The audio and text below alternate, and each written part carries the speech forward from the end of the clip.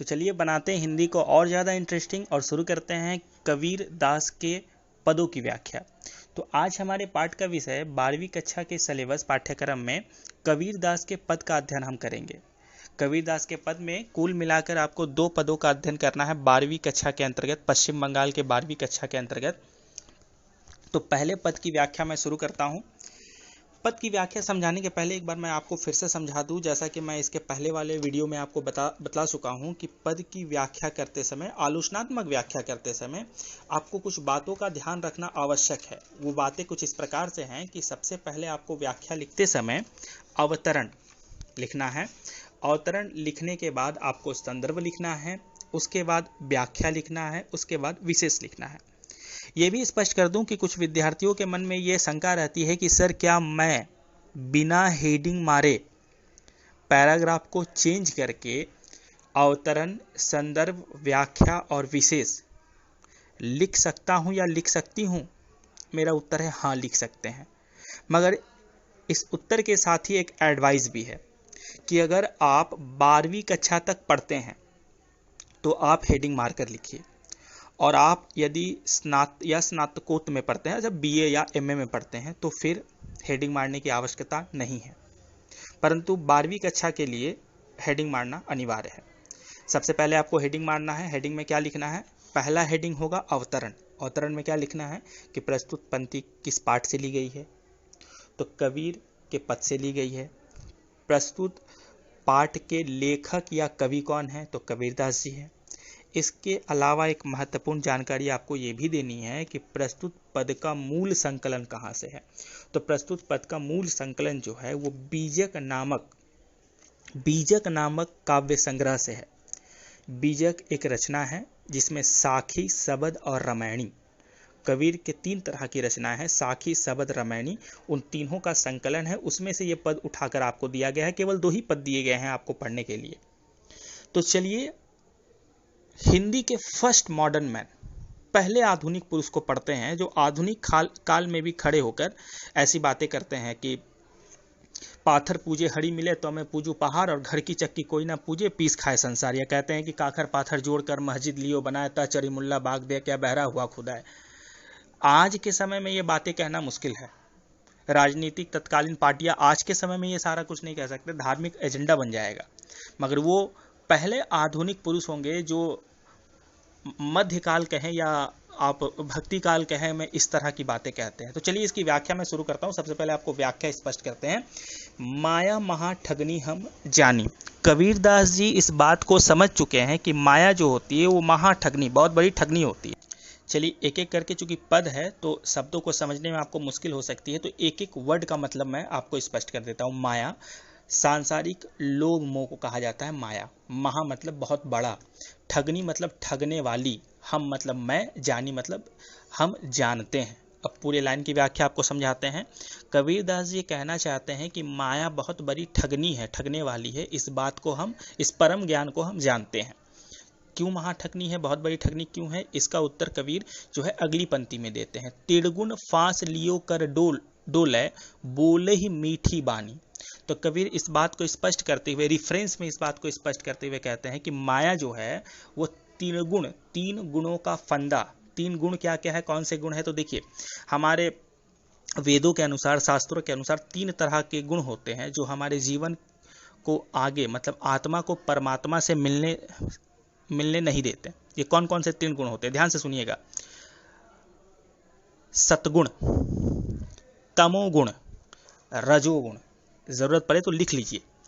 सतगुण, तमोगुण, रजोगुण, ये 3 ऐसे फंदे ले करके, इन शॉर्ट अगर मैं इसकी व्याख्या बताऊं तो गुणों में बहुत सारे गुण होते हैं। जैसे तमोगुण में 18 तरह के गुण होते हैं, रजोगुण में 12 तरह के गुण होते हैं। तो अगर एक एक करके मैं आपको गुण बताने लगूं तो बहुत समय निकल जाएगा। इन शॉर्ट मैं आपको बता देता हूं कि गुण किस तरह के होते हैं। मतलब मैं एक उदाहरण देता हूं। लोभ, मोह, काम, क्रोध, ईर्ष्या, इन सबको गुण की कोटि में रखा गया है। मगर मैं ये 5 गुण जो आपको बोल रहा हूँ, लोभ, मोह, काम, क्रोध, ईर्ष्या, ये जो है खड़ी बोली हिंदी के गुण हैं। मतलब संस्कृत के जो सतगुण हैं, तमोगुण हैं, रजोगुण हैं, उसको मैं संस्कृत से ट्रांसलेट करके खड़ी बोली हिंदी में आपको समझा रहा हूँ कि गुण किस तरह के होते होंगे, गुणों का स्वभाव कैसा होता होगा। व्याख्या को समझाते समय मैं सर्वज्ञ नहीं हूँ, हो सकता है मुझसे भी कहीं गलतियाँ होती होगी, क्योंकि संस्कृत के कई शब्द ऐसे हैं जिसके अर्थ खड़ी बोली हिंदी में स्पष्ट नहीं है, परंतु मैं प्रयास करूँगा कि in best of my knowledge मैं अपने ज्ञान के अनुसार आपको अच्छी व्याख्या बतलाऊं। तो केशव के कमला हुई बैठी, एक बार फिर से मैं पहली दो पंक्ति को स्पष्ट करता हूं। माया महाठगनी हम जानो, हम जानते हैं कि माया जो है महाठगनी, बहुत बड़ी ठगनी है। क्यों बड़ी, बहुत बड़ी ठगनी है? तो रेफरेंस देते हुए ऐसे तो कबीर कुछ कह नहीं सकते हैं कि किसी को भी कुछ भी दे देंगे, गाली दे देंगे, ऐसा तो चलता नहीं है। तो रेफरेंस देते हुए कबीर कहते हैं कि त्रिगुण फांस लिए कर डोलो, कि 3 गुणों का फंदा लेकर के, फंदा वो फांसी का फंदा होता है ना, उसी तरह का फंदा लेकर के माया घूमती है। और कौन कौन से फंदे हैं? तो सतगुण है, तमोगुण है, रजोगुण, ये 3 तरह के फंदे लेकर के जो है माया वो घूमते रहती है। बोले ही मीठी ही बानी, और उसकी मुंह की बानी इतनी मीठी होती है कि उसकी मीठी बानी में आप, माया की बानी में आप पड़ जाइएगा। कुछ और रेफरेंस भी देते हैं, केशव के कमला हुई बैठी, कि माया जो है, केशव विष्णु जी का एक और नाम है, पर्यायवाची शब्द है केशव। केशव के कमला हुई बैठी, कि विष्णु के घर में भी जो है, विष्णु जो है वो भी जो है इस माया से छुटकारा नहीं पा सके हैं, वो भी माया के बंधन में बंधे हुए हैं। केशव के कमला हुई बैठी, कि विष्णु की नगरी में लक्ष्मी माँ बन करके, लक्ष्मी बन करके बैठी हुई है। शिव के भवन भवानी, शिव कौन है? महादेव। भवानी कौन है? पार्वती। तो शिव जैसे महा जो है ज्ञानी जो हैं, उनके घर में भी जो है माया का प्रभाव है। पड़ा के मूरत हुई बैठी तीर्थन में पानी, कि पंडा के मूरत हुई, पंडा के लिए जो पुजारी होते हैं उनके लिए मूर्ति जो है वो माया है, बैठे तीर्थन में पानी। और तीर्थ स्थानों में जो है मूर्ति वो माया का एक साधन है। पंडित के साथ मूर्ति तथा तीर्थों में पानी रूप में रहती है माया।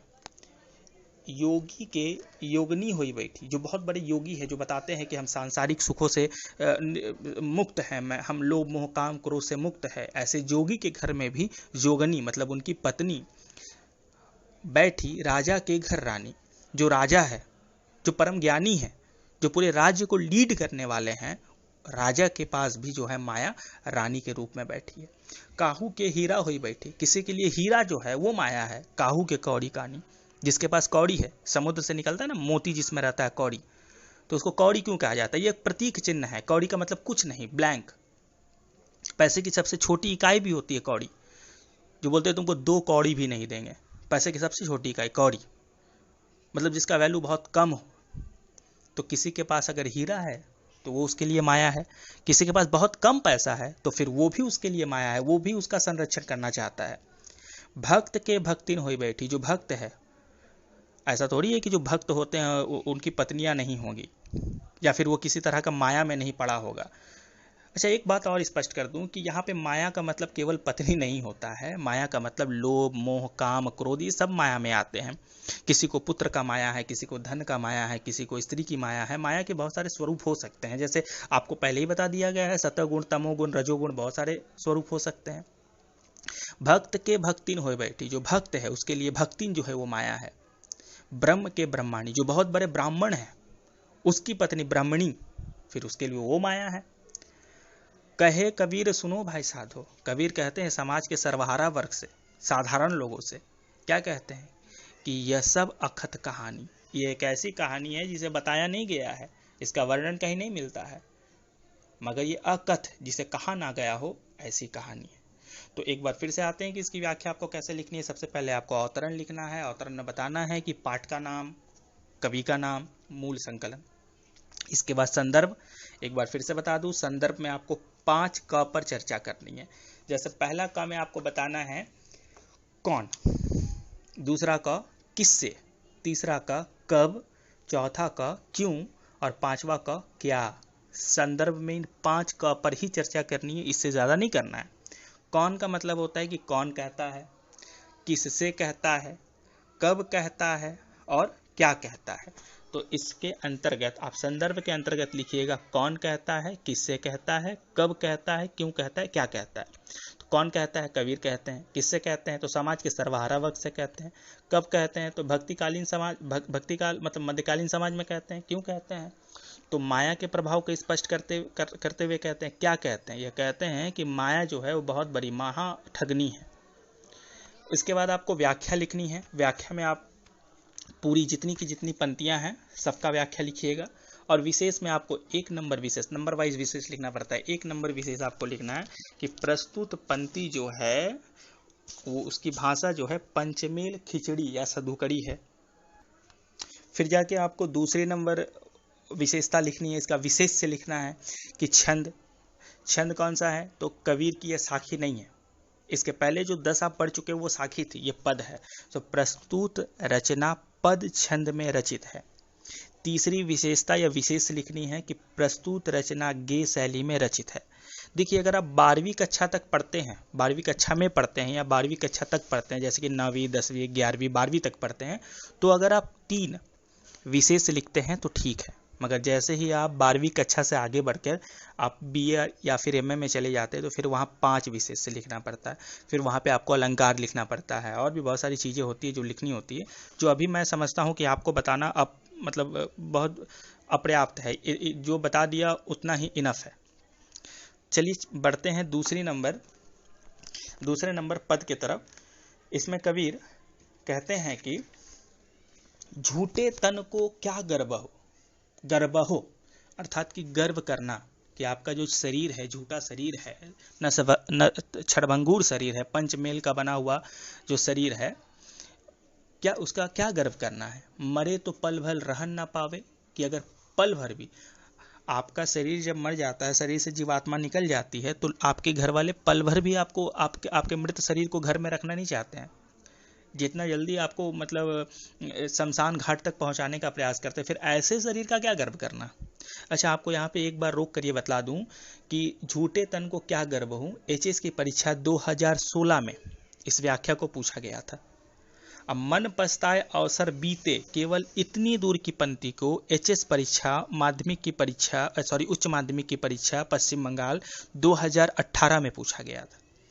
त्रिगुण से कवि क्या कहना चाहते हैं। त्रिगुण, अभी जो मैं आपको बताया 3 गुणों का फंदा, रजोगुण तमोगुण, ये वाला, ये 2015 में पूछा गया था। 2015 में एक और आपसे प्रश्न पूछा गया था इस चैप्टर से, यहाँ से, कि कबीरदास के अनुसार साधु की संगति से क्या होता है। तो उत्तर होगा कि साधुओं की संगति का यह लाभ होता है कि उनकी संगति कभी बेकार नहीं जाती, उसका फल निश्चित ही मिलता है। अभी आपने पढ़ा ना कि कबीरा संगति साधु की कदे न निर्फत होए, तो वो वाली। चलिए एक बार फिर से लौट आते हैं इस पद की व्याख्या के तरफ। झूठे तन को क्या गर्व हो, झूठे तन का मतलब होता है शरीर, को मतलब होता है को, क्या गर्व हो मतलब गर्व करना। मरे तो मतलब मृत होने के बाद पल भर मतलब पल भर रहन ना पावे, रहने नहीं दिया जाता है। अर्थात कि इस झूठे शरीर का गर्व हम क्यों करें। जिस झूठे शरीर से जैसे ही जीवात्मा निकलती है, पल भर भी उसे घर पे रहने के लिए समय नहीं दिया जाता है। क्या करते हैं हम करते हैं कि खीर साण घृत पिंड सवारे। पिंड का मतलब होता है मृत को दिए जाने वाला खीर। सबसे पहले खीर पे आते हैं, तो दूध का बना हुआ एक तरह का व्यंजन है, भोजन है। इसके बाद आते हैं घृत का मतलब होता है घी, और सांड का मतलब होता है गुण, जो गुण खाते हैं ना हम लोग, गुण मीठा सा लगता है।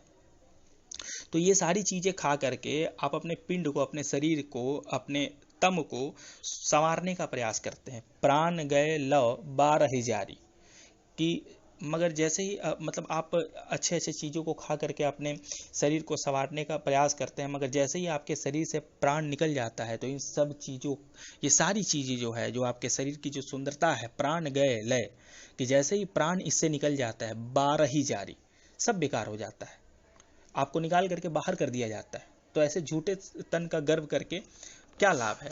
जिस शरीर को लोग यत्न पूर्वक संवारते हैं, प्राण के निकलते ही बाहर ले जाकर के जला देते हैं, मतलब मृत बाहर जारी। जैसे ही आपके शरीर से प्राण निकल जाएंगे, आपके मृत शरीर को भी घर में रखने के लिए लोग स्थान नहीं देते हैं। जी ही सिर रची रची बांधत पागा, कि जिस सिर पे आपने रज रज कर मतलब बहुत ही रुचि के साथ पगड़ी आप बांधते थे, सो सिरु चचू सवार है कागा, उसी सिर को अपने चोंच से कौवा संवारेगा। संवारेगा मतलब यहाँ पे एक व्यंग है कि जिस शरीर पे आप रच रच के बड़ी रुचि से पगड़ी बांधते थे, अपने केसों को संवारते थे, वही वही वही सिर जो है कौवा जो है नोच नोच के खाएगा। आगे, हाड़ जरे जैसे लकड़ी की झूड़ी, आपकी हड्डियां ऐसे जलेगी, हाड़ जरे जैसे लकड़ी की झूड़ी, जैसे लकड़ियों का समूह हो, झूड़ी मतलब समूह हो, केस जरे जैसे तिंगन के कूड़ी, और आपके केस, केस मतलब होता है बाल, हेयर, आपके सिर के केस ऐसे जलेंगे जैसे तिंकों का समूह हो। कहे कबीर नर आज हूं ना जागा, कबीर कहते हैं कि नर जो है, व्यक्ति जो है, मनुष्य जो है, साधारण सर्वहारा समाज जो है, नर आज न जागा, जम का डंडा मुंह है मलागा, कि आज भी अगर इन बातों को आप नहीं समझते हैं, लोभ मोह काम क्रोध से मुक्त नहीं होते हैं, मनुष्य क्यों नहीं जागता है, इस परम सत्य को क्यों नहीं समझता है, क्या वो तब भी नहीं जागेगा जब यमराज का डंडा मुंह पे पड़ेगा, जम का डंडा मुंह में लागा। यदि आप इस परम सत्य को अभी स्वीकार नहीं करते हैं तो एक ऐसा समय आएगा कि जम का डंडा, कि वो जो शमशान घाट वाले होते हैं, शरीर को, मृत शरीर को जलाने के लिए मुंह पर बांस से, हिंदू धर्म संस्कृति के अनुसार कि मतलब जलाते समय सिर फटता है, इसलिए उसे बांस से मार करके फाड़ दिया जाता है। तो जम का डंडा मुंह में लागे, वो जम आपके मुंह में ही डंडा मारेंगे। चलिए, इस तरह से कबीर की पदों की व्याख्या भी समाप्त हो चुकी है। कुल मिलाकर ये पद काफ़ी महत्वपूर्ण होते हैं। इन पदों की व्याख्या, आलोचनात्मक व्याख्या पूछी जाती है। जैसा कि मैं आपको बता चुका हूँ पहले ही कि व्याख्या लिखते समय सबसे पहले आपको अवतरण हेडिंग मारना है, संदर्भ मारना है, फिर व्याख्या मारना है, फिर विशेष मारना है। विशेष में आपको बता चुका हूँ, आप पद वाला विशेष भी लिखिएगा तो चलेगा। चलिए, इसके बाद हम हिंदी के और भी पाठ के साथ जुड़ेंगे और हिंदी को और इंटरेस्टिंग बनाएंगे। तब तक के लिए धन्यवाद।